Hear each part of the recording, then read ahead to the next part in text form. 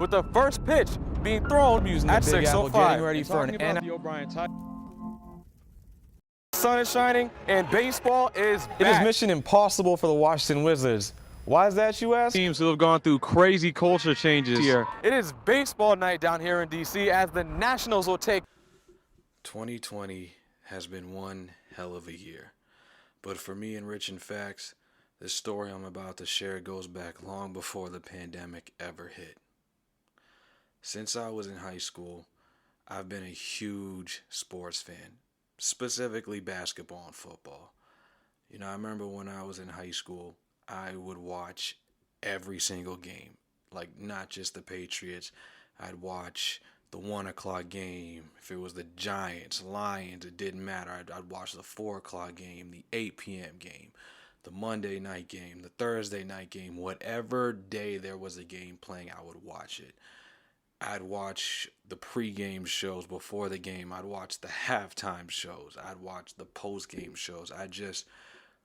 I was on NFL Network, NFL.com, every single day, reading articles, analysis, watching highlights. I couldn't get enough of it.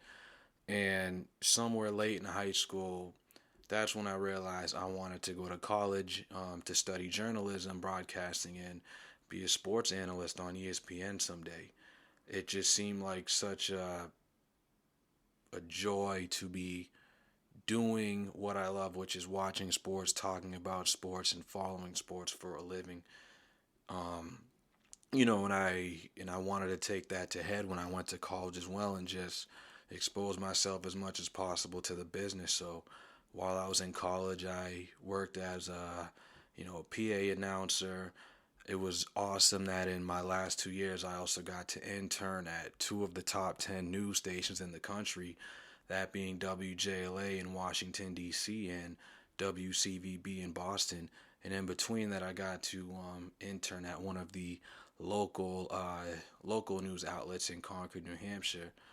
Now, the awesome thing about those years in college doing those internship gigs was that I got to meet so many players and coaches and reporters and anchors, you know, people who I grew up watching and admiring as a kid, watching, you know, the local newscast, or, you know, even playing with pro athletes in Madden or 2K. So to be able to hold a microphone and ask these guys questions and have those questions answered and then put on live TV, it was a dream come true. And I just remember it just feeling so surreal. Like I could not believe I was in that building, in those meetings with the same people I'd see go on live and do it every day, traveling all over the country.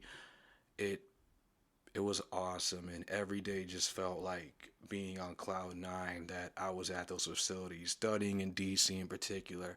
To do that at WJLA was just it's an experience I'll never forget, and to this day I still have friends and acquaintances and mentors that I've been able to gain from those experiences, you know. And even during that time, being able to attend the National Association of Black Journalists convention and being a member of the NEBJ, so being able to meet so many great black journalists as well, and finding new friends and mentors in that field, I'll never forget how great of an experience that was as well. And, you know, I was so fortunate for me that, you know, one of the news anchors that I met at WJLA helped me financially to make that trip happen that year.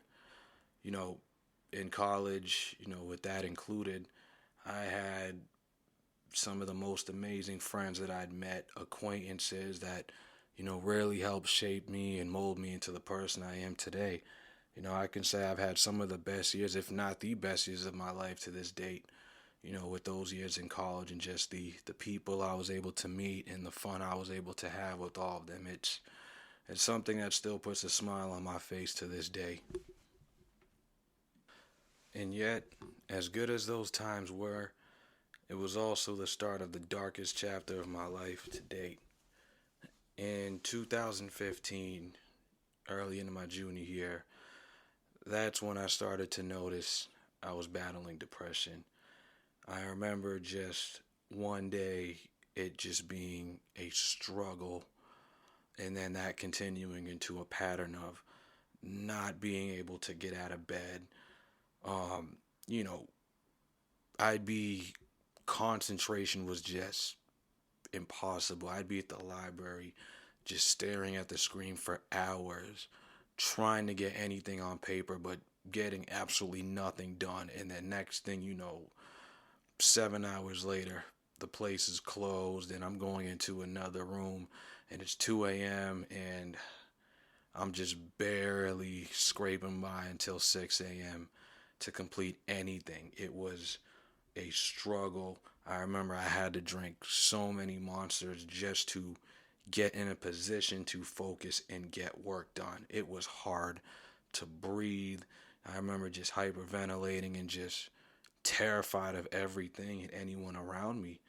And, it was so bad. I remember not wondering if I was actually going to be able to finish college. I went to go see a new therapist on campus at the time, and when he had, basically I explained him what I was feeling, and he was like, yeah, it sounds like you got a case of depression. And I think the scariest thing about that was, even before he told me that, I knew that that's what it was, because I had been battling anxiety since late high school. So I knew depression was the next step after anxiety. It's like the symptoms of anxiety times 100-fold. It's like you can't even describe it. And it was so scary because not only was I sneaking off to see a therapist and having to lie, to my friends and family members about where I was going, I did not know who I could talk to about this, because the stigma to this point on mental health has been so bad. Um, when you tell somebody that you have a cold, everyone rallies around you and they put their arms around you and hug you. When it's depression, or I should say going back to the time in 2015, you tell somebody you're depressed, they'll think you're crazy. They'll put you in a rubber room and lock you up. It's like nobody was talking about these things. This was something that was seen as something that a psychopath or a crazy person would have. But it was so scary because it was real for me, and I knew I was no psychopath. But if I told anybody, I was afraid that I would lose friends, I would lose acquaintances, my whole family members. I felt like my life would just get turned upside down. And I was just barely able to scrape through college, just battling everything I was battling. It was like, I feel like I just barely crossed the finish line. Everything at that point was a fight for survival. Everything I did, every conversation I had, felt like I was just carrying a huge weight, dark cloud on my shoulders, and I did not know how to get rid of it. After graduation, things got worse. With school with school or friends, I felt like no longer being there to, serve as a distraction. The floodgates open. Not only was it hard for me to concentrate, to get anything done, even when I would sleep for hours, I would feel exhausted, and that was just part of it too. Not being able to fall asleep, and then when I finally was able to fall asleep, sleeping for 12, 15 hours, and the scary thing is it didn't feel healthy, but it felt normal. It was anything and everything.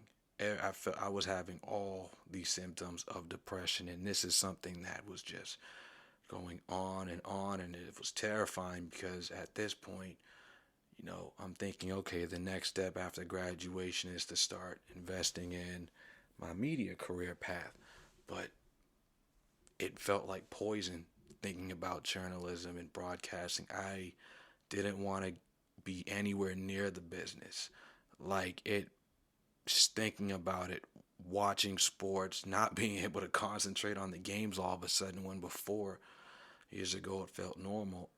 Just anything to do with the business felt poison, and that was terrifying for me because, I had basically spent my whole young adult life building my life, my resume, to a point where I could take this next step to get into the field. And I just remember feeling so confused and conflicted. I was terrified.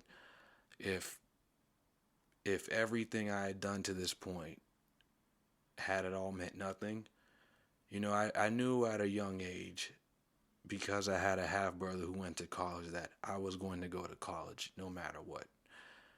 It helped that by the time I was in late high school, I knew what I wanted to go there for. But basically, from the time I was 6 to post graduation, I felt like I always knew what I was going to do next, even if I didn't know how it was going to play out. And so this was the first time I did not know what my path was and where I was going next. And with me thinking about everybody, friends, family, co-workers who had helped get me to where I was right now, knowing how much time and energy I'd invested into this chapter of my life, I didn't know how to look them in the eye and tell them I don't know if I'm going to continue to be in this business, because I just don't. I feel like this part of my soul is gone. It's either that or it's just poison, and it's just not resonating with this business anymore. See, even after I graduated, and I never took my foot off the gas despite everything I was going through. That, and partly I got to give a lot of credit to my mom, for just encouraging me to kind of stay in the game, so to speak. So, I tried to make a bigger name for myself by doing a bunch of broadcasting gigs in the local Boston area. I'd be doing play-by-play and PA announcing for schools like Harvard University, Tufts University, Brighton High School, Mount Ida before they got bought out.